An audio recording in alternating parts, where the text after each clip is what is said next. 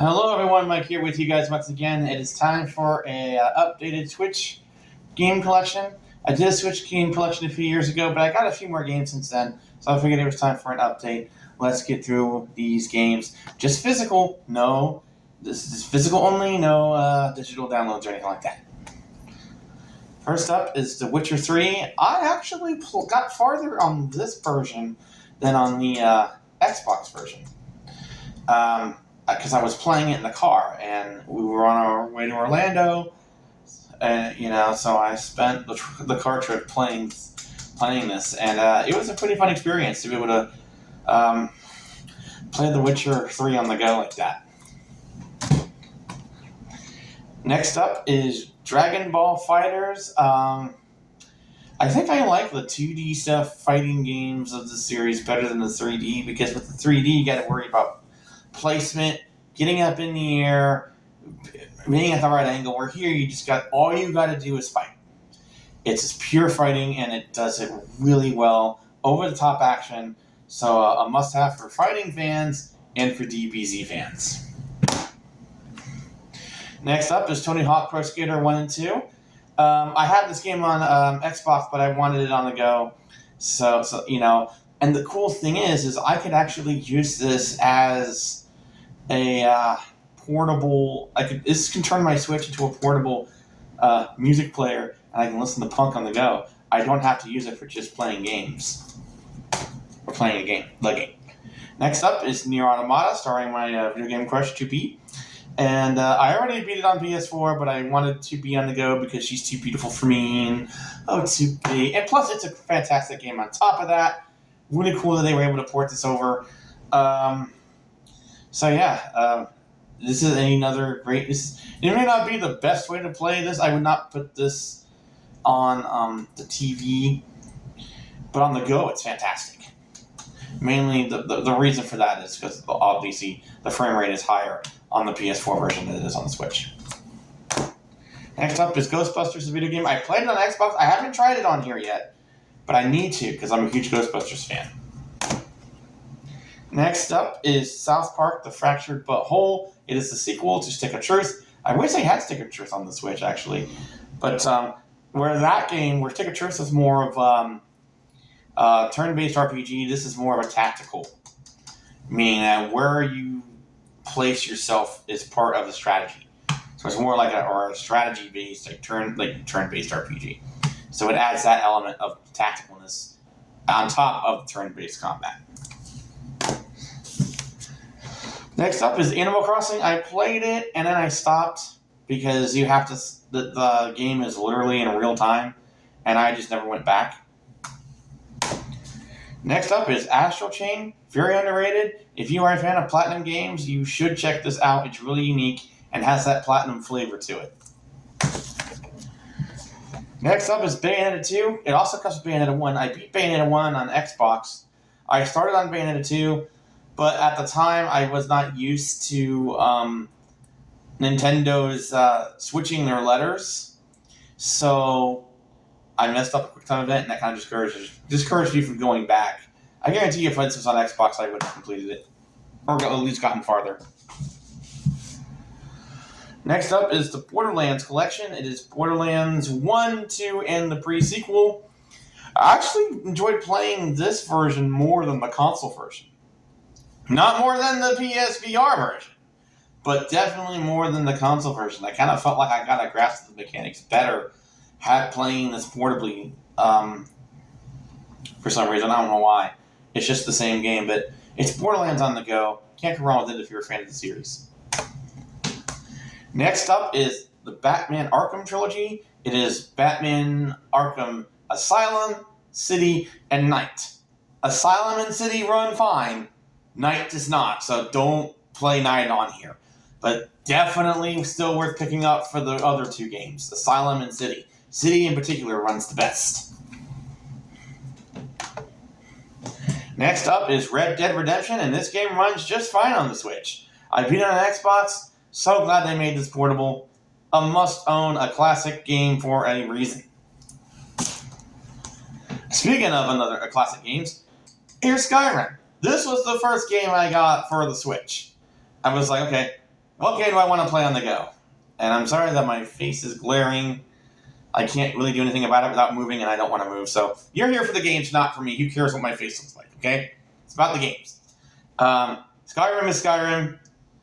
Fun to have on the go. Great to have on the go. Great relaxation, cozy go-to game where you can just walk around and listen to the beautiful music that is the film's score. The game score, I mean, not the film, the game. Although it is worthy enough to be a film score. Next up is Subnautica and Subnautica Below Zero. The first Subnautica is terrifying. The second game, not so much, but both are fun exploration experiences. Especially if you love the ocean and sea animals, things like that. Splatoon 2, don't bother with it at this point. Because, just get Splatoon 3. Everybody's going to be on Splatoon 3, and since there's no bots, you might as well just get Splatoon 3 and just play that. Next up is Pokken Tournament DX. It's a fighting game with Pokemon. And it is a fun game, but unfortunately I'm having issues with the cartridge. Sometimes it works, sometimes it doesn't. It's usually an easy fix. I just take it out, put it back in, and then it works again. But it's the only Switch game I own that currently does that. And it's like, why? It's probably just a defective cartridge or something, but it's still a fun game. If you can pick this up, do so. And this is Pokemon Legends Icarus. I used to have the case for this, but what happened was I wanted to get my niece this game for Christmas, and GameStop only had this cover, and I didn't want her to not have the actual cover, so I changed it and gave her my original cover. So that's why I have this now. By the way, the game itself is fantastic and so addictive.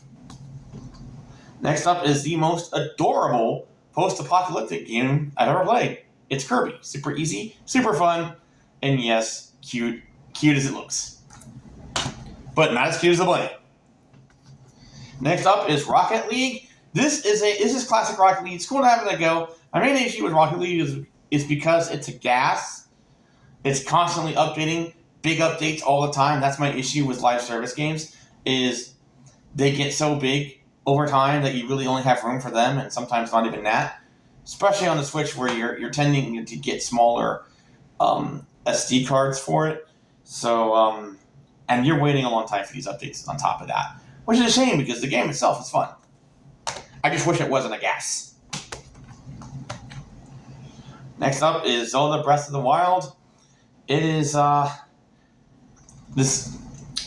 I tried to play this, and I enjoyed what little I could get out of it, but too hard for me.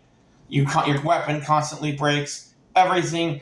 This game, to me, when I think of it, is both limitless and full of limits.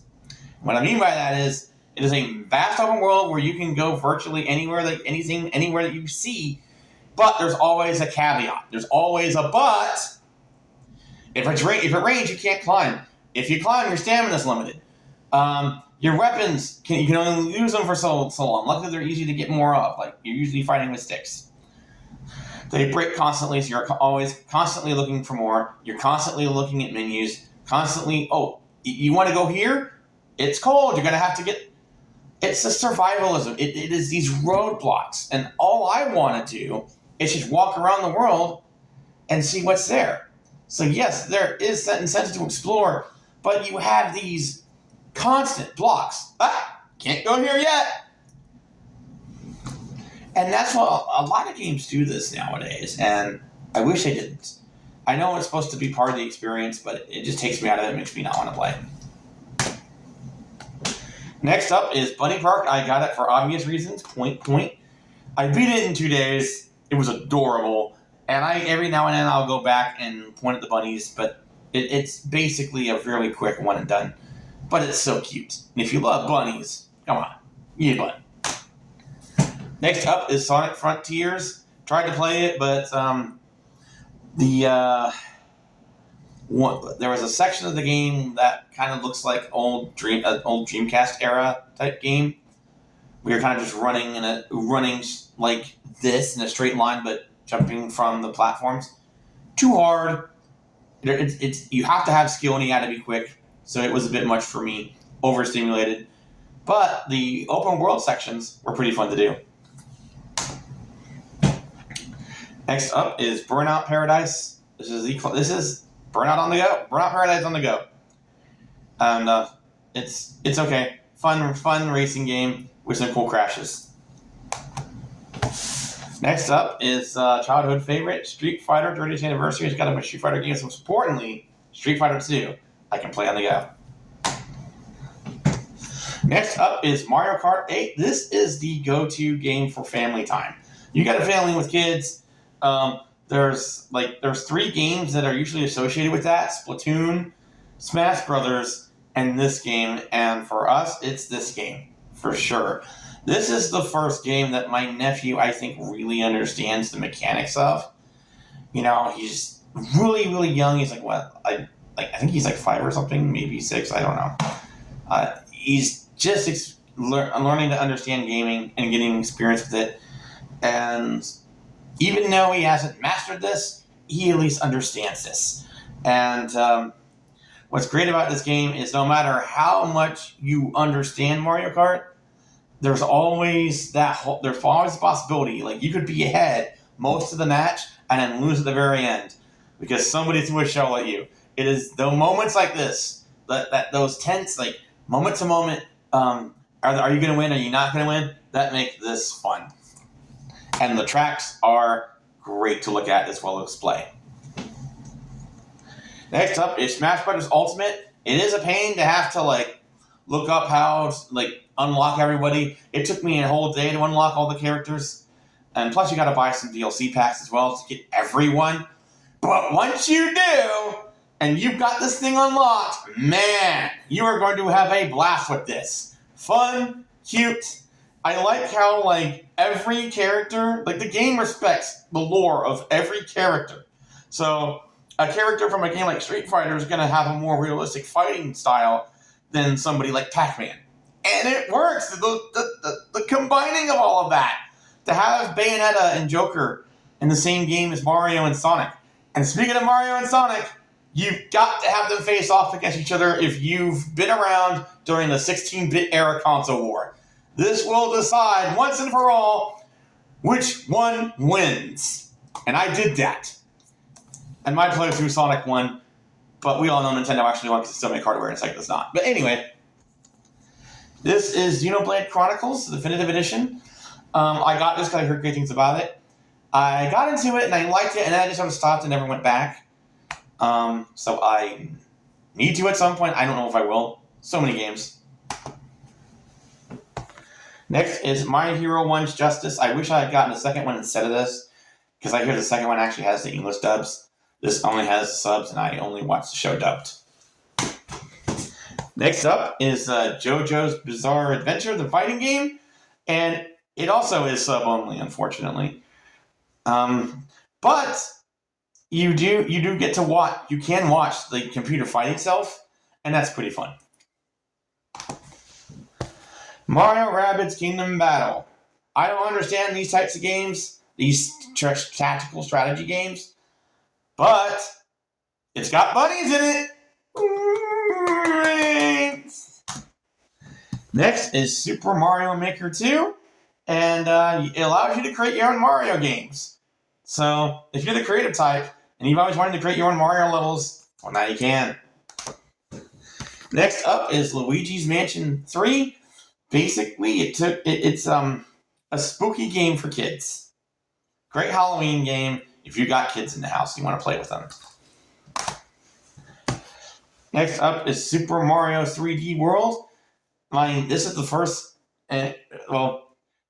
game my niece beat, but it was actually the Bowser's Fury portion of it that she beat first. But this is the first video game she really got into, and the reason for that, of course, is that Mario has a cat suit, which he does look cute in. But it's a fun Mario game, and plus you can play with other people, so it's not like a solo adventure. Although you can play it that way if you want. Next up is Super Mario Odyssey, the definitive 3D Mario game at the moment. And 3D Mario is your thing. really, I think, perfects what all the other 3D Mario games have introduced or brought to the table. And of course, it adds new elements like the hat, the cap, thing where you throw your cap in it and you can control your enemies. A lot of fun. Mario, can't go wrong with this guy. He is the starter gaming. He is the starter character for gamers for a reason. And speaking of 3D Mario, here is Super Mario 3D All Stars. It has Super Mario 64, Super Mario Sunshine, and Super Mario Galaxy in one. So yeah, that alone is enough. I don't need to say anything else about it. That alone should tell you to get it, if you can. Next up is Assassin's Creed, the Ezio Collection. My problem with Assassin's Creed is the jumping mechanics are so finicky. The climbing mechanics, I mean. Like, you have to, when you don't just go where you want to. The game decides whether it lets you go where it wants you to go. It's always been my issue with the series. The lore is awesome. The history is great. But the gameplay is so lacking. You're better off just watching on YouTube. I know this game has its fans, but how do you control the character when I try to climb up something and he just jumps off the other side? No thank you. Next up is Persona 5 Royale. It is the extended version of Persona 5, and I haven't played much of it, but from what I played, I loved. It is a high school simulator and turn-based RPG. I hear the story is fantastic, but from what I played so far, I've enjoyed this, and I really need to go back and continue. And that way, I can play this game, because I can't say much about it. I know it's like a Dynasty Warriors with Persona-type experience, but it's a sequel, direct sequel to Persona 5. So I need to finish Persona 5 before I can play this. Next up is one of my favorite games of the 7th gen, L.A. Noire. Yes, it's a one and done. I never really went back to it after finishing it, but I enjoyed playing it. The creepy atmosphere, just that alone. The whole night, the whole LA, the whole slow pace and the talking and the walking around and gathering clues. It's hypnotic. It sucked me in, and I enjoyed almost everything about this game. And I'm so glad to have it on the go now. Next up is Mortal Kombat 11. This game actually runs at 60 FPS during the combat. The crypt is terrible on this, but the combat alone is worth picking up if you want to play this on the go. Next up is GTA the Trilogy. It may not be the real definitive edition, but it recently got patched up finally to where I can recommend this on, whereas before Grove Street don't know how to make games. Rockstar does. And as a result, we had to wait quite a while for this to be worth getting. But now it is, and now we finally have GTA on the go the way we should have always had. Next up is Ninja Turtles Cowabunga Collection. It's got Turtles in Time, the original arcade game, but the Game Boy ports, the NES, Genesis, Super Nintendo. It's got it all on here. And I mainly got it because I'm a huge fan of the original arcade game. I was a huge fan of that growing up, and I'm so glad to finally own this thing. Okay, we still got more games here. Next up is Fire Emblem Three Houses. I got it because I thought the story was the idea for the story was interesting. The idea of you being like a teacher and bonding with your students. I liked that idea. Unfortunately, the combat too complicated for me. Just couldn't understand it. Next up is BioShock. It is all the BioShock games minus BioShock 2's multiplayer, of course. Love having this on the go. BioShock is one of my favorite games of all time. And to be able to take it with me, I played it in the car. Yes! I haven't even finished this, but I have beaten this on here. But I have beaten it several times on both PlayStation and Xbox. So I can play this game in my sleep.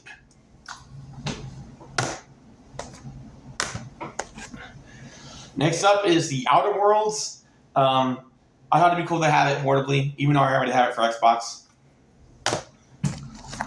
Next up is FIFA 18. When it comes to sports games, I like to let the computer play itself and listen to the announce and like just let the game play itself and watch it like watching a sports game. And with FIFA 18, I got to do it on the go because on Switch.